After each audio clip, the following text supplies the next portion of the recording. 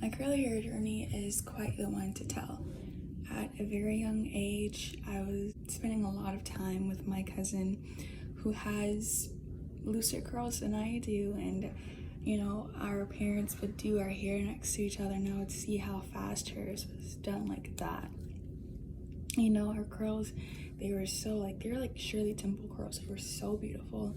And it was like easy to slick her hair back. My curls, I got bumps and waves and all sorts of stuff. So it took longer. It wasn't always easy to do. It was painful, and I don't know, I just really wished for her hair. And I remember when I lived with them at one point, and I asked my aunt, I was like, is there a way I could just permanently straighten my hair? I had to be like really young at this time, around 5, maybe younger. And she was like, I don't know, and I mean, there's perms and everything. I never got my hair permed, but I'm glad I didn't. Moving on, there was this one time where I got my hair flat ironed and it got heat damage. It was so bad, and this was in middle school. By then I kind of gotten used to my curls. Like, my mom would show me how to do a ponytail. I went through a ponytail stage where my hair is nothing but ponytails all the time.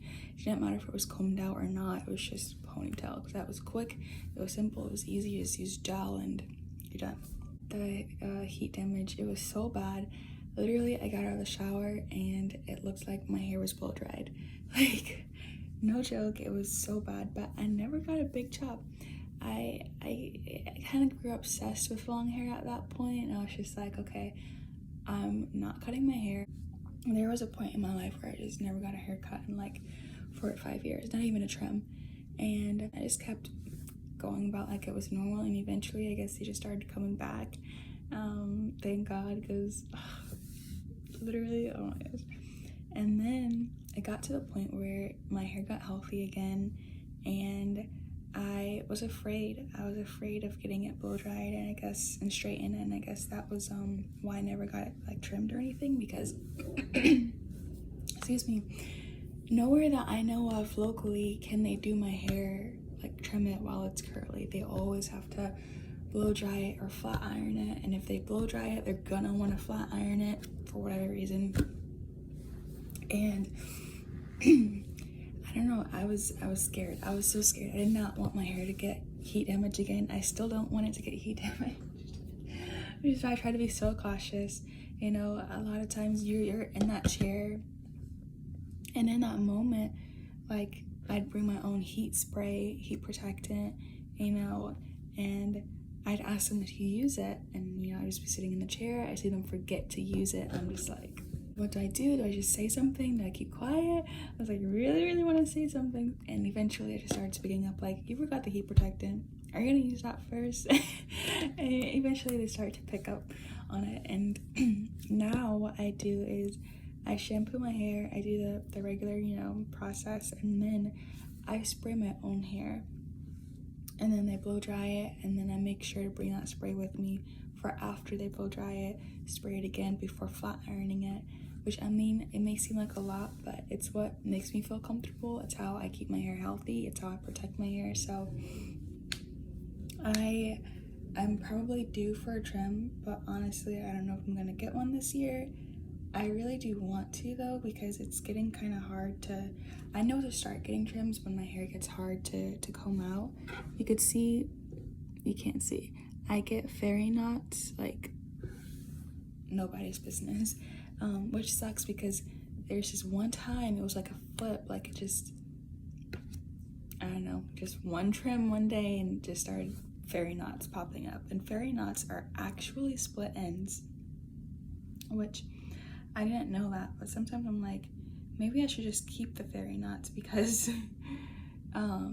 if you cut the fairy knot, that split end is still split. Like the fairy knot kind of holds it together, keeps it from splitting further up the line, I think.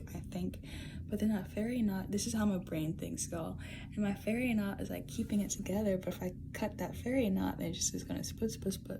I don't know, but that's just what I think. Maybe 2-3 years ago, my mom took me to get my hair trimmed. Remember, this is when I said I didn't cut my hair in like years. she took me to get trimmed, and it was just like, you know, like you don't have an option type of thing. And of course they went to blow dry my hair, and I was just crying, guys. I was like, no, I don't want I don't want heat damage and all this other stuff. And after that, I've been going yearly, every year, once a year. I believe last year I actually went to go get my hair flat ironed 3 times in December-ish area, I believe. One was just to get it trimmed.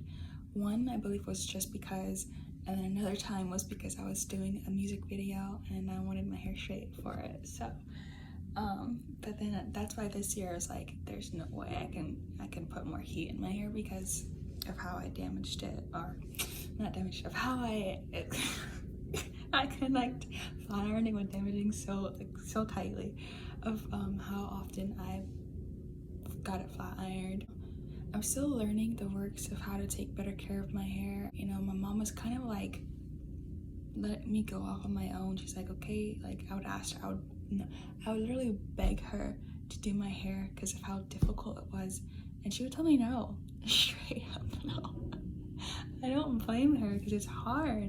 It's so hard. And I remember just crying in the shower, crying out the shower, crying anytime I had to do my hair. That's why I kept doing braids for so long in middle school, because I didn't know what else to do, and it was just so much easier to maintain it. I remember keeping my braids in and shampooing my hair like that, and using a scalp massager,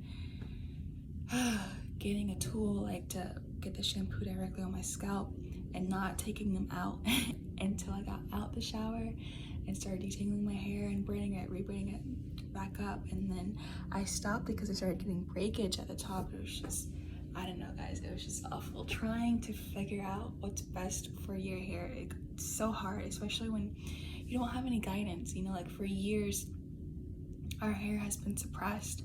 You know, the practices we used back then that was for our hair are lost, guys. At least for me, you know, like I don't even know where I'm from, which is so sad, and it breaks my heart sometimes, but helps if you don't think about it.